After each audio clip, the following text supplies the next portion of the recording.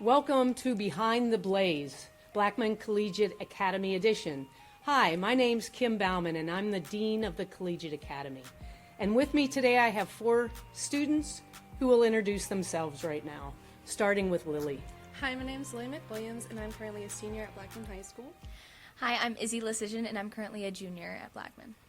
I'm Reagan Shambot, and I'm currently a freshman at Blackman. My name's Andrew Munson, I'm a junior here at Blackman. Awesome, thank you. I know a lot of people may have questions about the Blackman Collegiate Academy. To begin with, do you guys have any questions? Yeah, when was BCA actually founded, or what created it? That's an excellent question. We started the year in 2015. This was the brainchild of Dr. Justice, who was the principal prior to Mr. Smith.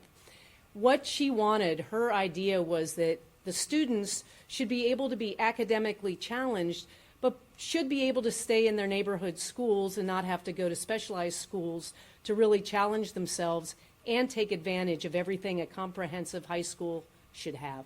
Reagan, what attracted you to the Collegiate Academy? What attracted me to BCA was how tight-knit the community is. I really appreciate, going to my classes and seeing all the same people, and it's really helped me grow stronger relationships with people because it was my first year at Blackman, and so it really helped me meet new people and maintain those close relationships. Awesome. We call that the cohort model. And what she means by she stays with the same students is that in her academic classes, the same 75 students go to English and then math. They may not be the same 70 or 25 because we like to cap our courses at 25 students, but then she really gets to know the community of students, and they really thrive in this manner because they do, like you said, get to know other students regardless of whether you're coming from Blackman Middle School or whether you're coming from outside the Rutherford County area.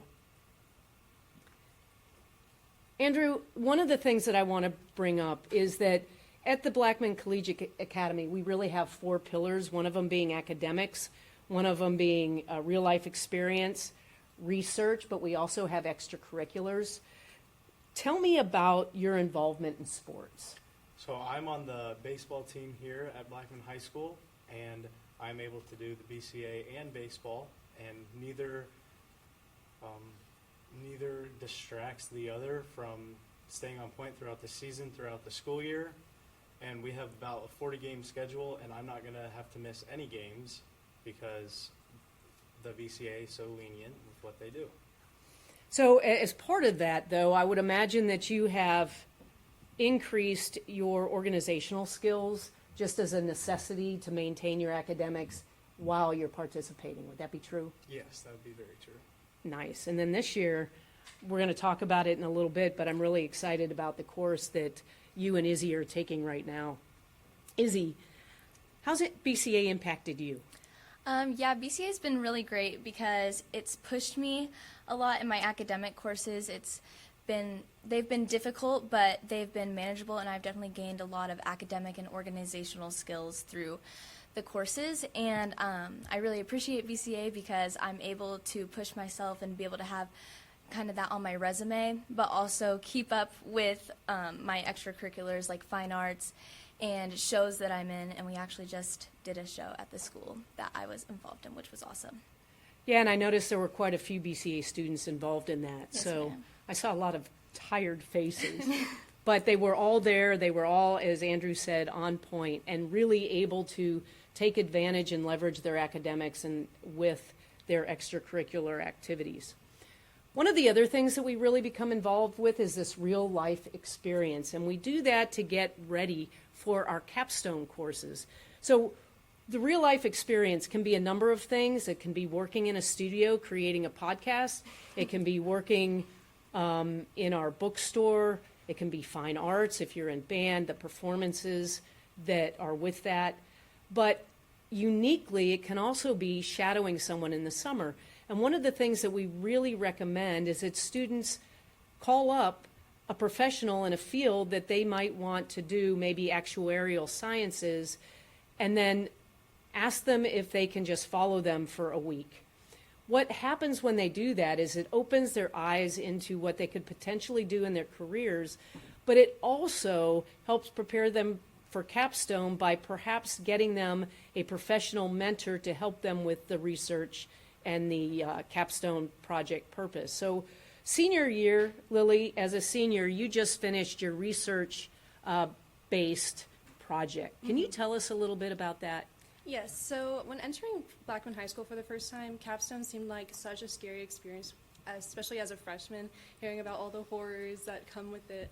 But actually entering capstone for the first time, it has brought me to so many opportunities that I've never thought to actually go out and try things on my own, especially having to create a project outside of school or in school, because you never really get that opportunity through any other classes.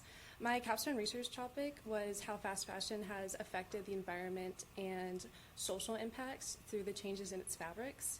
And when writing this paper, it seemed like a very overwhelming topic at first. Never really experiencing how to write a research paper, this was a great way to enter college, as in some of my dual English classes, I actually have to write research papers, which I now have prior experience for. Capstone has brought a lot of us together through a lot of experiences, and tell me about your project. yeah. So my project, I took a little science experiment and also took donations from peers at Blackman, which they had donated clothes which I could use toward my project. I hosted an event at the library where people were to learn the information about the effects of the environment and effects of social impacts. And we got to take acetone and styrofoam, and I would dip the styrofoam into the acetone to represent how plastic doesn't dissolve all the way. And at the end of the project, I also allowed them to create their own clothes through use of the donations through the students at Blackman, and also some scraps and fabrics I had bought from thrift stores, which allowed them to create their own piece of fabric.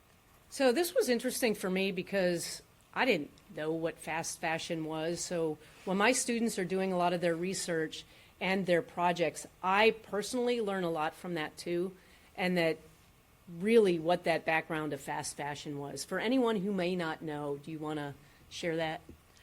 Fast fashion is basically all around us at the moment. It has changed from fabrics that we use from like wool to synthetic, which is basically plastic. And this creates factories to produce cheaper clothes at a cheaper cost, which builds up all in the landfills since plastic doesn't disintegrate. That's crazy, and you enjoyed learning about that. Yes, I wanted to pick something that I was interested in that involved creativity, but also science, so I can learn more and branch out into something I want to do in the future. That's awesome. This capstone experience really for a lot of our students helps them find a career that they might want to do. They've had to in the past manage both a 10 to 12 page research paper and a capstone project within one semester. As time went on and we realized that the research component, students were missing some of the very basics to be able to do academic research, is we have implemented a course called Research into the junior year, which both Andrew and Izzy are now taking. Lily, what do you think about that idea? I'm actually very jealous. I wish I got to learn how to research before, especially having a lot more time, but that means there'll be less leniency in the future for sure. But definitely it's very important to learn how to research what you're researching, especially researching as a question and not just going into something specific. So Izzy, tell me about your experience so far with research. So research has been, it's been really cool. My facilitator, Mr. Shambaugh, has been really helpful in kind of helping us grasp what it is we're really doing. We are reminded a lot that how lucky we are now that we have this extra semester, which I think we definitely are. I think it's really going to be helpful that our whole paper and all of our research will be done by the time we get to the actual project in the fall. So yeah, I think it's really cool. Andrew, how about you? I would agree with everything that she says. My facilitator is also Mr. Shambaugh, and he does a great job with helping us figure out what our research question is going to be and what our topics are.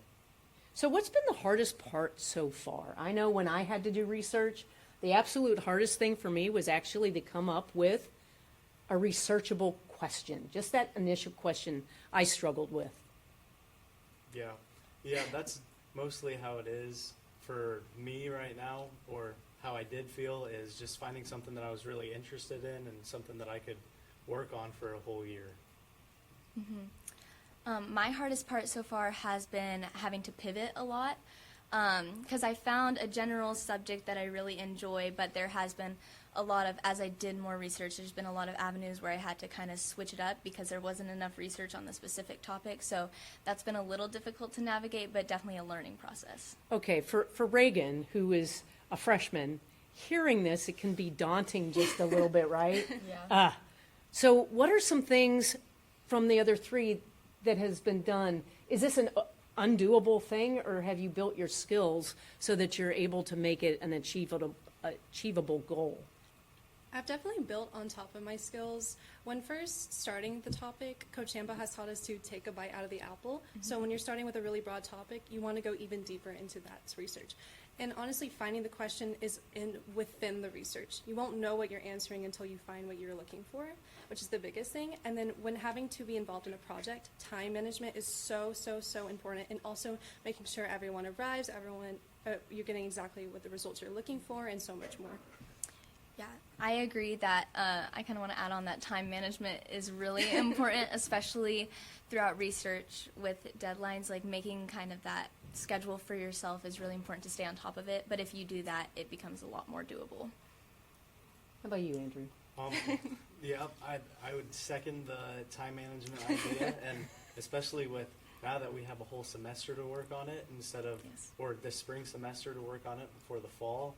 That helps out a lot, because I can't imagine having to do all of these assignments in like a 6-week period.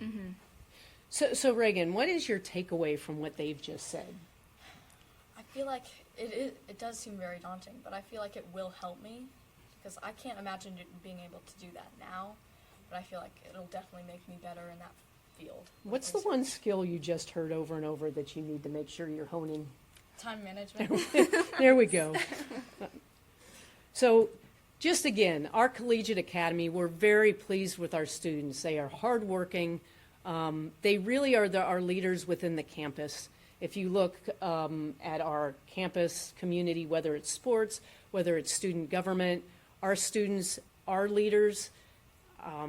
They're academically high achievers, and we're really excited what they do at the next level, and we hope for another great 10 years.